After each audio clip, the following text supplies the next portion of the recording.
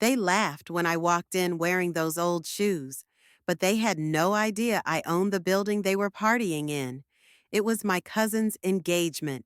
Everyone from the extended family was there, dressed up, loud, fake smiles. I hadn't seen most of them in years, and honestly, they didn't care to see me either. My uncle whispered something, and the whole table laughed while looking at me. I could tell. Same old story, poor, struggling, loser me. I quietly grabbed a soda and stood near the corner like I always did, invisible but observing. If you're still watching, this story's about revenge, silence, and a shocking comeback they never saw coming. Don't forget to like, subscribe, and share, because trust me, you won't believe where this goes. 15 years ago, I walked out of this toxic family with nothing but a backpack and a broken heart. They called me a failure when I dropped out of college. My mom cried. My dad didn't speak to me for weeks. My cousins? They laughed. He'll come crawling back in a few months, they said.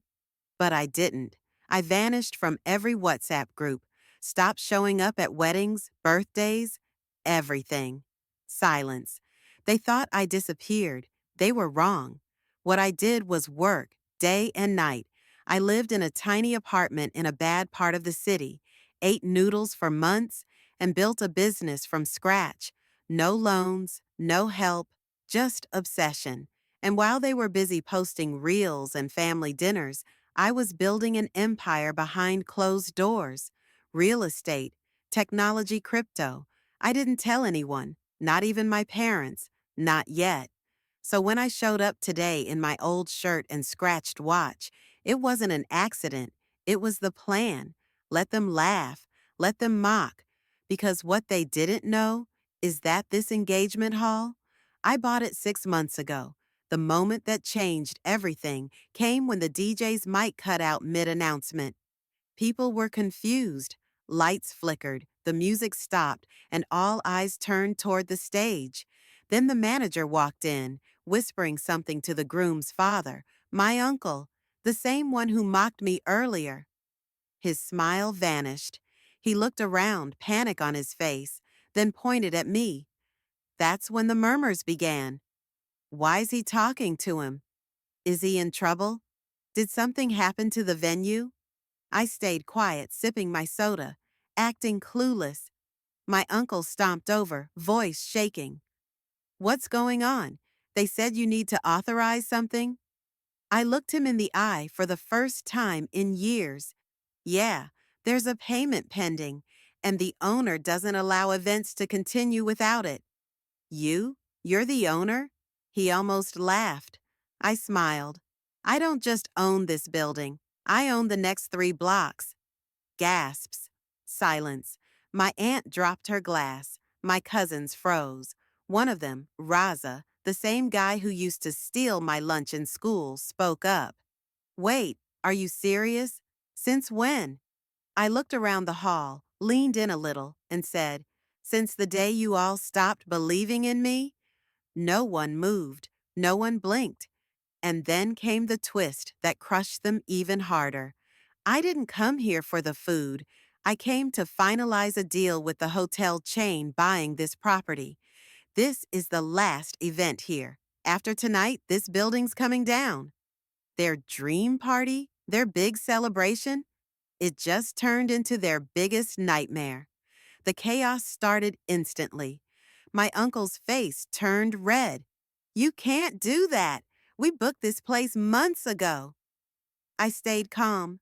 You booked it from my manager, not knowing he works for me. My aunt tried to step in, fake sweet. Beta, listen, this is a family function. Don't ruin it. I smiled, just enough to sting. You ruined family a long time ago. The whispers became louder. Guests began asking questions. Some even pulled out their phones, recording. My cousin, the groom, walked up, embarrassed. Please don't do this. At least let us finish tonight. His voice was softer than I remembered. Less arrogant now. I could have ended it right there. I could have said no and shut everything down. but I didn't. Fine, I said. You can finish the night. But tomorrow morning at 8 a.m., demolition starts. Then I looked at my uncle. Make sure you're done cleaning up by then. And just like that, I walked out. Outside, my driver opened the door to my matte black Mercedes Maybach. One of my companies, one they thought went bankrupt, actually funded a luxury car import business. It's made me millions quietly. As we drove off, I got a call from my assistant. Sir, the beachfront property in Dubai is confirmed. Paperwork ready for signature. Perfect, I said, leaning back. We'll fly out first thing tomorrow. Meanwhile, inside the hall, they were still trying to make the engagement look happy for Instagram. But you could feel the tension. No amount of fairy lights could hide that they were celebrating on top of a secret ticking bomb. They had spent years laughing behind my back. Now, they were dancing on my land. 2 days later, the video clips from the engagement started going viral. Someone had recorded the confrontation. It was all over TikTok, Instagram, even Twitter. The comments were brutal. POV, you mock the quiet cousin who ends up owning the building. Rich in silence, revenge in style. Never underestimate the guy who disappears for a few years. Within 48 hours, the clip had 3.2 million views. But back at home, things weren't as entertaining. My phone started blowing up. Messages from cousins I hadn't spoken to in a decade. Suddenly, they remembered I existed. One of them, Shabazz, the loudmouth, texted, Bro, that was epic. You gotta tell me how you pulled that off. Let's catch up. I didn't reply. I just blocked him. Then came the guilt calls from my mother. They're saying you embarrassed the family, that you should have handled it differently. I paused. Did they ever feel guilty for calling me a disgrace? For not inviting me to family weddings? For pretending I didn't exist? Silence. Beta, you were always different. We didn't know you'd turn into this. Number they didn't know. That's the point. They thought silence meant failure, that disappearing meant defeat. But in reality, silence was my weapon. I used every second of being ignored to build something untouchable. You see, what they still didn't know, what nobody knew, was that the engagement party wasn't the end of my plan. It was just step one. That land they danced on, I didn't just buy it for the hall. I bought the entire street, and I'd spent the last year quietly buying out surrounding properties, shops, flats, and rental units, slowly, piece by piece, through shell companies and proxies, so no one suspected. Why? Because every single one of those relatives either rents, works, or runs a business somewhere on that street. And very soon, they'd all be getting eviction notices.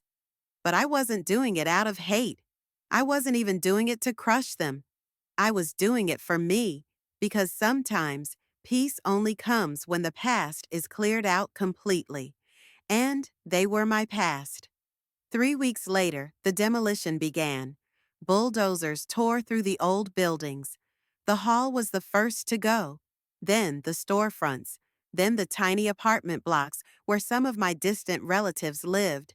The street would be cleared within months, making space for my next project, a billion-dollar commercial tech plaza, offices, showrooms, rooftop lounges, and a luxury penthouse at the top. My new headquarters. One evening, as I stood on a nearby rooftop watching the dust rise, my old classmate Faizan called. Bro, the family is losing it. They finally know it's you. The uncles are panicking. The cousins are bitter. You destroyed them. I lit a cigar. I didn't destroy them, I said. I just let the truth do its job. He laughed. And the truth? That I was never the failure. I was the storm they never saw coming. A month later, the grand opening of my new tech plaza was announced, and the entire city was buzzing. Billboards lit up. Influencers posted sneak peeks. News outlets called it the future of business in the heart of the city. What nobody knew was how personal this project really was. Every inch of that land carried memories of humiliation, of silence, of being looked down on. Now it carried something else: power. On the top floor in my glass walled penthouse office, I sat across from an old man, my father. He hadn't spoken much during the tour, just kept looking around in disbelief. "You really built all this?" he finally asked. I nodded. "Every brick." He stared out the window at the skyline. Then he said something I never expected. "I was wrong. We all were. We thought silence meant weakness, but you were just building louder than we could hear." I didn't reply. I didn't need to. Because for the first time in my life, I didn't need their validation.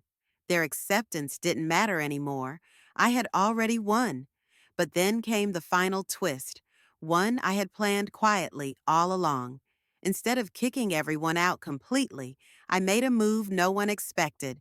I called in the same cousins who once mocked me and offered them jobs, not high-paying roles, but internships, starting from scratch under strict rules, under my managers. Some refused, their pride too thick. Others accepted, swallowing their ego. Either way, they now lived in a world I controlled, not for revenge, for the message. Sometimes the best revenge isn't crushing them, it's watching them realize you became everything they said you never could be. As I sat back, sipping my espresso, watching them enter through the same doors they once said I'd never walk through, I smiled. They had spent 15 years writing me off. Now, I owned the page they wrote on. And that silence they once mocked, it turned out to be the loudest flex of all.